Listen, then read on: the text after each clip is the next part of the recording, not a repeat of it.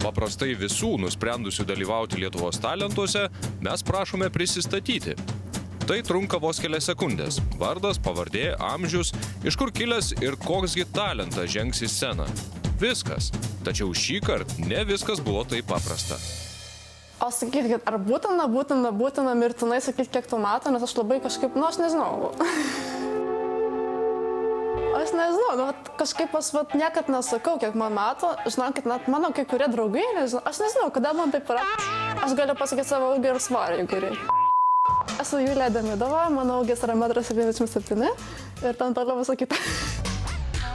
Aš galiu pasakyti, kad aš šiaip pastaraisiais metais Lietuvoje negyvenau. Tai dabar pradedam nuo to, kad... Galiu truputėlį taip... Gali. O žiūrėkit, būtinai sakyti, kad nesakysiu kiek metų, ar tiesiog galima praleisti, ne?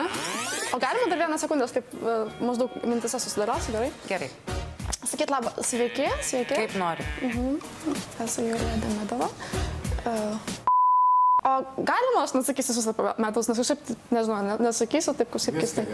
Galima, gerai, tada aš taip. Vieną sekundę dar. Esu Julija Demidova.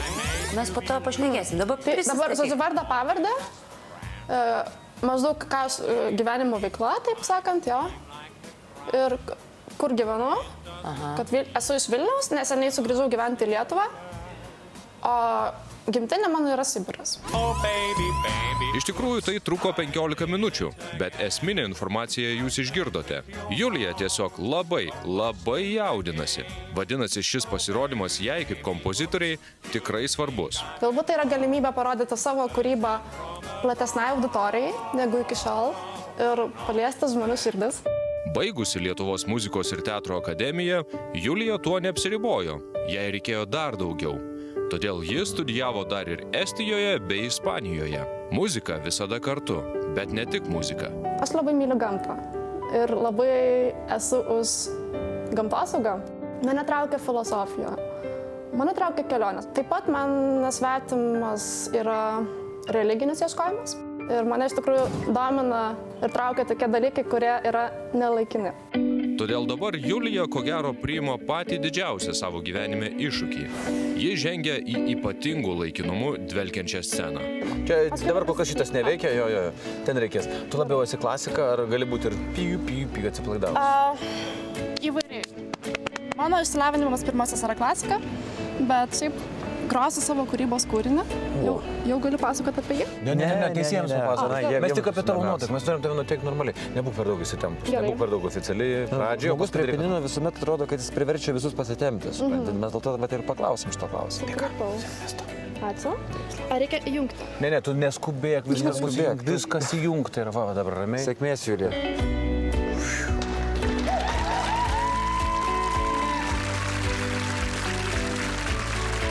Labas vakaras. Labas vakaras, sakykite, iš kur jūs? Esu iš Vilniaus. Kuo vardu? Julija. Kiek jums metų? Gal galėčiau pasakyti jums savo ūgį ir svorį? Gerai, pasakykit ūgį ir svorį. Mano ūgis yra 1,77 m, o svoris, jeigu truputėlį nevalgau, tai tada būna 55 arba 6. Jeigu pavalgau daugiau, tai tada kartais būna 57. Nuostabu, taip išsamei atsakėt, ačiū labai. O koks jūsų talentas? Aš atlieku savo kūrybos muziką. Ir šiandieną taip pat pagrosiu jums savo kūrybos kompoziciją pavadinimu Saturn in Sagittarius, Homas A. Scriabin. Šioje muzikoje yra truputėlį įterpta mano mylimo kompozitoriaus Aleksandro Scriabino citatų. Jis taip pat labai mėgo kosmologiją, domėjosi kosmosu ir mano kūrinys, galbūt mano pavadinimas atspindi taip pat kosmosą. Aha. Cool.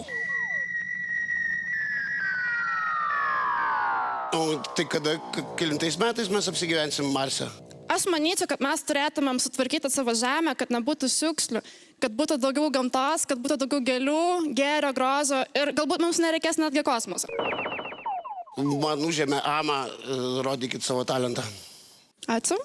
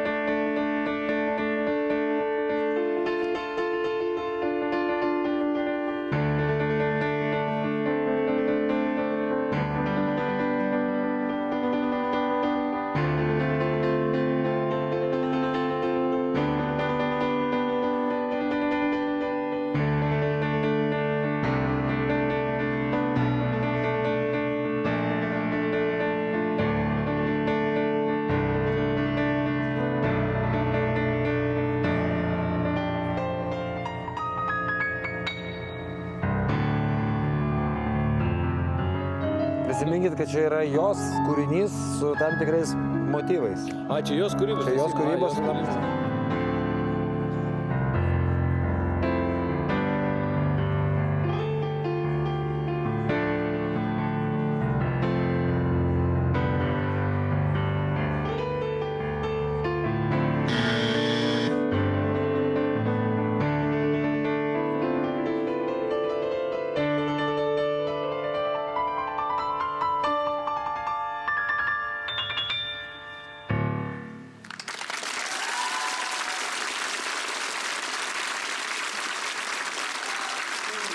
Ačiū Julija labai.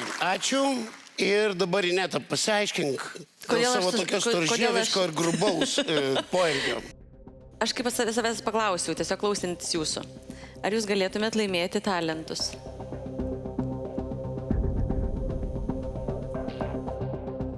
Ir Ir ką jūs manot? Kodėlgi ne? Kodėlgi ne? kodėlgi ne? Aš nemanau. Tu nemanai. Ar galėčiau pasakyti savo nuomonę? Sakykit drąsiai. Gerai. Na, visų pirma, aš pasirodau ne tik kaip pianistė, bet visų pirma kaip muzikos kūrėja. Taip. Ir aš manau, kad, aišku, šis formatas yra galbūt ne visiškai mano Taip. šios šou. Na, jeigu jūs mane praleistumėt kitą etapą, aš turiu paruošusi kitą kūrinį, ten taip pat būtų galbūt daugiau tokio šou.